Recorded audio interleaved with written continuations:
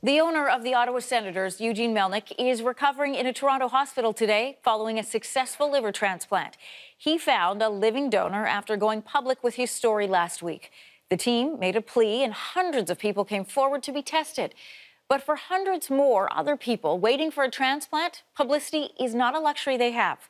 Shannon Martin speaks with one family still waiting for a donor.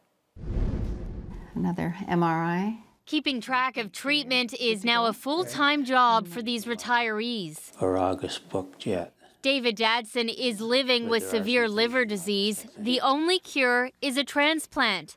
In September, doctors put him on the deceased donor waiting list, but they also suggested he find a living donor. His wife was the first to volunteer. They turned me down immediately because I was over 60. And their two kids, not a match. His daughter turned to Facebook to find a living donor. It got plenty of attention, but months later, they are still waiting. It's the hardest part. It's a pretty big thing to ask somebody to do.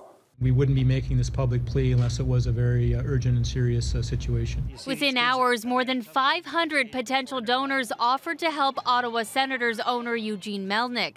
A match was found, and days later, surgery complete. A success, but by far the exception.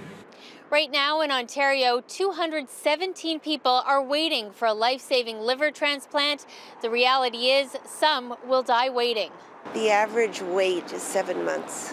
The president of Trillium Gift of Life says high-profile stories like the twin sisters from Kingston are bringing in a record number of donors, both living and deceased. But it's still not enough to meet the demand. What we need to do is create a culture of donation where the registration rate goes from what is today 26% to over 50%. While they wait for that elusive donor, the Dadsons remain optimistic.